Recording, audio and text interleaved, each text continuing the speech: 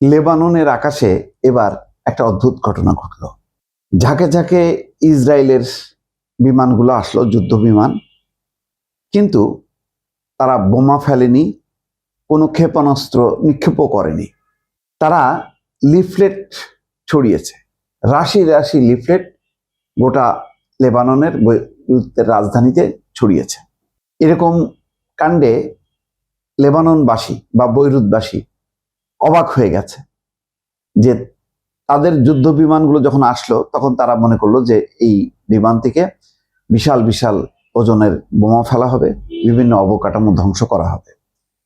কিন্তু অবাক কাণ্ড যে তারা 4টা বিস্ফোরণের শব্দ শুনলো, কিন্তু এরপরেই খুব নিচু দিয়ে যুদ্ধ বিমানগুলি চলে গেল এবং সেখান থেকে ফেলা হলো রাশি রাশি লিফলেট, সারা আকাশ ছেয়ে গেল।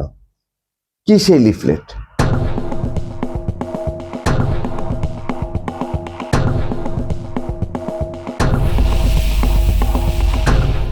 ইন্টারেস্টিং সেই ঘটনা ঘটেছে গতকালকে। এখানে বলা হচ্ছে যে হিজবুল্লাহ লেবাননের রাজনীতির অন্যতম অংশীদার। তাদের রাজনৈতিক শাখা লয়ালিটি টু দ্য রেজিস্ট্যান্সের পার্লামেন্ট সদস্যদের সমর্থনের উপরই লেবাননের জোট সরকারের সংখ্যাগরিষ্ঠতা নির্ভর করে।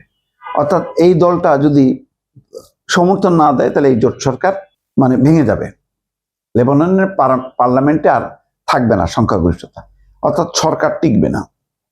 লেজার গাইডেড বোমা কিংবা এয়ার টু সারফেস ক্ষেপণাস্ত্র নয় অটো ক্যানন থেকে ছুটে আসা ঝাঁকঝাঁক গুলি। শুক্রবার দুপুরে নামাজের আগে লেবাননের রাজধানী বৈরুতের আকাশ ছেয়ে গেল ইসরায়েলের যুদ্ধ বিমান থেকে ফেলা গোছা গোছা লিফলেট, অর্থাৎ রাশি রাশি লিফলেট ফেলা হলো। সংবাদ সংস্থা এএফপি জানাচ্ছে, ইসরায়েলি যুদ্ধ বিমানের হানাদারির সময় প্রথমে 4টি জোরালো বিস্ফোরণের শব্দ শোনা যায়। স্থানীয় বাসিন্দাদের মধ্যে আতঙ্ক ছড়িয়ে পড়ে। এরপরে যুদ্ধ বিমানগুলো থেকে ফেলা হতে থাকে লিফলেটের তোড়া ফেলতে থাকে। লেবাননের সরকারি টিভি চ্যানেল জানিয়েছে, ইসরায়েলি যুদ্ধ বিমানগুলো পশ্চিম বৈরুতের ভারদুন, হামরা এবং আইন আল শ্রেইফ এলাকায় খুব নিচু দিয়ে উড়ে এসে অসংখ্য লিফলেট ফেলেছে। ওই লিফলেটগুলোতে লেবাননের জনগণের উদ্দেশ্যে লেখা, ইরানের দোসর হিজবুল্লাহকে নিরস্ত্র করতে হবে, লেবানন কোন পথে হাঁটবে সেই সিদ্ধান্ত তোমাদের, অন্য কারো নয়। অর্থাৎ তারা বলছে যে হিজবুল্লাহ, তোমার দেশে যে হিজবুল্লাহ আছে এটা হচ্ছে ইরানের দোসর, তাদেরকে নিরস্ত্র করতে হবে, তাদের থেকে সম্পর্ক ছিন্ন করতে হবে, লেবানন কোন পথে হাঁটবে এটা তোমরা ঠিক করো। এটি কিন্তু লেবাননের সরকারও হিজবুল্লাহকে বলেছে যে তোমাদের অস্ত্র নিয়ন্ত্রণ করতে হবে, তোমরা যদি অস্ত্র নিয়ন্ত্রণ না করো তাহলে ইসরায়েল লেবানন ধ্বংস করে ফেলবে। কিন্তু হিজবুল্লাহ তার মতন করে কার্যক্রম চালিয়ে যাচ্ছে। এটা লেবানন সরকারের দুর্বলতা জানে যে এই সরকার হয়তো আহ্বান জানায় তারা খালাস এবং বিশ্বকে বার্তা দিতে চাচ্ছে যে লেবানন সরকার হিজবুল্লাহর সাথে নেই, সুতরাং ইসরায়েলের আক্রমণটা অযৌক্তিক। এইটা হচ্ছে একটা কূটনৈতিক ভাষা বা কৌশল লেবানন সরকার প্রকাশ করছে। লিফলেটে একটি কিউআর কোড রয়েছে, তলায় লেখা ইসরায়েলি সামরিক গোয়েন্দা বাহিনী ইউনিট 504 লেবানন এবং তার জনগণের ভবিষ্যৎ সুরক্ষায় কাজ করছে। অর্থাৎ এই ইউনিটটা লেবাননের জনগণের ভবিষ্যৎ সুরক্ষায় কাজ করছে। কেন সরাসরি লেবাননের জনগণের উদ্দেশ্যে হিজবুল্লাহকে নিরস্ত করার আবেদন জানালো তেল আবিব? সামরিক পর্যবেক্ষকদের মতে ইরানের মদতপুষ্ট ওই শিয়া সশস্ত্র বাহিনী লেবাননের গণতান্ত্রিক রাজনীতিরও অন্যতম অংশীদার।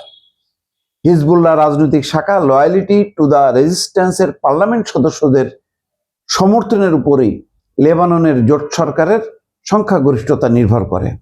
এই পরিস্থিতিতে হিজবুল্লাহ মোকাবেলায় এবার লেবাননের সুন্নি জনগোষ্ঠীকে পাশে পেতে সক্রিয় হয়েছে ইসরায়েল। যে লেবাননের সুন্নিরা যদি পাশে থাকে, ইসরায়েলের পাশে থাকে, তাহলে এই শিয়া সমর্থিত হিজবুল্লাহ গোষ্ঠীকে তারা মোকাবেলা করতে পারে।